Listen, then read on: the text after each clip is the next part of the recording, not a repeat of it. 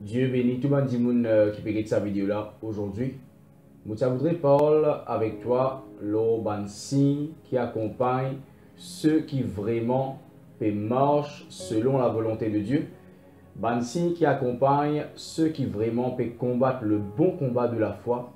Ban signe qui accompagne ceux et celles qui vraiment considérés justes, bons et fidèles devant les yeux de Dieu. Ban ceux qui considérés comme ban vrais, ban bons et fidèles serviteurs devant les yeux de Dieu. Et ban signe qui accompagne ceux qui vraiment ouais par l'Éternel. Parce que quand nous sommes dans la parole de Dieu, Dieu lui avertit nous qu'il y a aussi ban faux prophètes et ban faux ouais de l'Éternel. Et la Bible montre nous aussi que nous bisons arrive prendre conscience et examine nous-mêmes devant l'isier bon Dieu, comme la parole de Dieu dit, examine ce qui est agréable aux yeux de Dieu. Bien souvent, des fois, il y a bien des gens qui reçoivent un compliment, une flatterie de la part des hommes. Un homme peut élève-toi. Mais la question se pose, est-ce que Dieu il peut vraiment prendre plaisir dans toute la vie? Est-ce qu'il vraiment être un appelé de Dieu? Parce qu'il y en a beaucoup de faux prophètes. La Bible avertit nous cela, qu'il y en a beaucoup de faux prophètes qui vraiment recevront une élévation, une acclamation, une flatterie, un compliment. Mais Dieu connaît les cœurs. Dieu connaît qui s'en a qui est vrai, qui s'en a qui est faux. Et Dieu connaît qui s'en a qui est juste et qui s'en a qui peut marcher dans l'injustice. Donc, peut-être te pose-toi la question, toi qui es dans le ministère, pose-toi la question, peut-être est-ce qu'il vraiment me finit être appelé par Dieu? Peut-être parfois il y a un doute qui vient par rapport à une circonstance dans ta vie et qui fait toi pose-toi la question, mais est-ce qu'il vraiment moins loin de l'Éternel? Aujourd'hui, le Saint-Esprit dit pour toi la réponse et vous priez que Dieu est capable cause avec toi, cause avec tous les cœurs aujourd'hui. Comme on lit dans le premier livre de Samuel, le chapitre 17, le verset 28, on trouve l'histoire de David qui a sur le champ de bataille envoyé par son papa pour vraiment amener ravitaillement, amener manger, boire pour ce bon frère qui est sur le champ de bataille. Et là, dans le verset 28 de 1 Samuel 17, on trouve que David lui finit vivre dans l'obéissance, dans l'humilité, dans l'honnêteté. Il finit faire ce que son papa finit dire, il finit amener manger sur le champ de bataille. Et là, David lui finit pose une simple question, il finit demander qui peut arriver sur le champ de bataille, qui fait et quand la guerre finit arriver, qui fait la guerre finit stopper, qui position. David finit se poser une question. Et là, bizarrement, David lui pas fait rien, il se pose une simple question à tout le monde qui l'a, ok, tout le guerrier, tout le soldat qui l'a.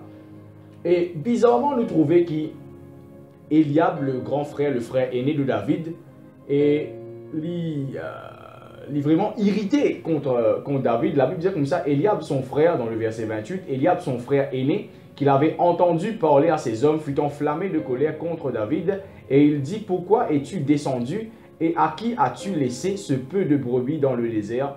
Je connais ton orgueil et la malice de ton cœur. C'est pour voir la bataille que tu es descendu. Là, David, il subit une insulte injuste de la part de son frère, de son grand frère Eliab.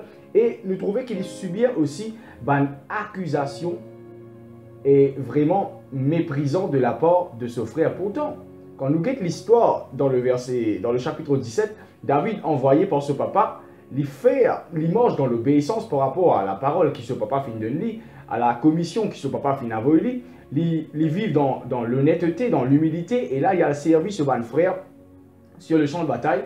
Mais nous trouvons que bizarrement, la simple question que David finit de poser, qui position sur le champ de bataille, et qu'en est-il de la bataille et tout, nous trouvons que cette simple question finit dérange son frère.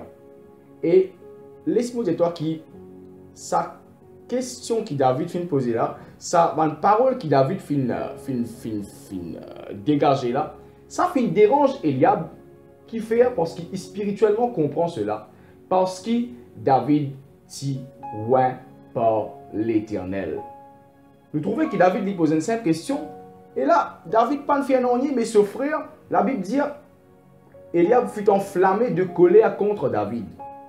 Bien souvent, des fois, te plaire bon Dieu, te peux prier, te peux marcher dans l'obéissance, et te peux mettre la parole de Dieu en pratique, mais dis-moi irrité contre toi, injustement, te subir un mépris, te subir une accusation, dis-moi irrité, enflammé de colère contre toi, et dis-moi arrive, accuse-toi et persécute-toi, tandis que toi te connais dans la marche chrétienne, toi te connais dans ton ministère qui ne te pas faire rien de mal et qui ne te pas rendre te propre la gloire, mais bien souvent des fois, te subir une persécution, te subir un mépris, un rejet, te subir une insulte, te subir vraiment une accusation et te subir un moment vraiment injuste de la vie. Tout cela, c'est un signe que Dieu lui donne toi, que Dieu lui donne toi et qui font partie dans la vie spirituelle, qui font partie dans la marche chrétienne, qui font partie dans ton ministère, qui montrent toi qui vraiment tu es loin de l'éternel. Comme on lit dans ce qui Jésus-Christ lui-même, il dit dans Matthieu le chapitre 5, le verset 10, Jésus-Christ il arrive, confirme cela et il dit, te connais quand te bénis. Quand te bénis, c'est heureux ceux qui sont persécutés pour la justice, car le royaume des cieux est à eux. Quand vraiment tu peux marcher dans la justice devant les yeux bon Dieu, Jésus-Christ lui finit montrer toi qui te peut être persécuté. Ce sont ceux qui marchent dans la justice, ce sont ceux qui pratiquent le bien, ce sont ceux qui vraiment marchent dans l'intégrité, marchent vraiment par Dieu, choisis par Dieu, bénis par Dieu. C'est ça, qui est victime, qui fait face, qui expérience ban injustice, ban mépris, ban rejet, ban critique et ban fausse accusation. Pareil comme David fait une victime ban fausse accusation.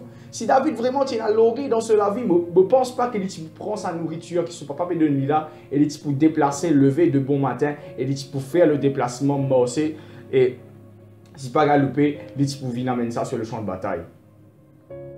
Mais voilà un signe qui accompagne ceux qui vraiment par Dieu, ceux qui vraiment marchent agréable aux yeux de Dieu, te pour subir vraiment fausse accusation. Et comment nous reconnaître fausse prophète? Comment nous reconnaître vraiment fausse serviteur de Dieu? La Bible dit à nous dans Luc le chapitre 6, le verset 26. Luc le chapitre 6, le verset 26. Peut-être parfois tu peux dire, mais je pratique le bien, moi, un serviteur de Dieu, je peux prophétiser, je peux vivre honnêtement dans la marche chrétienne, mais qui fait dis-moi pas dire du bien de moi. Jésus-Christ disait quelque chose dans Luc le chapitre 6, le verset 26. Malheur lorsque tous les hommes diront du bien de vous, car c'est ainsi qu'agissait leur Père à l'égard des faux prophètes. Bien des gens, je dis avec qui fait les autres prophètes, qui fait les autres chrétiens, peut recevoir un compliment, une flatterie. Dis-moi peut dire du bien de ce chrétien là, mais n'a pas attendu toi qui dis-moi dire du bien de toi.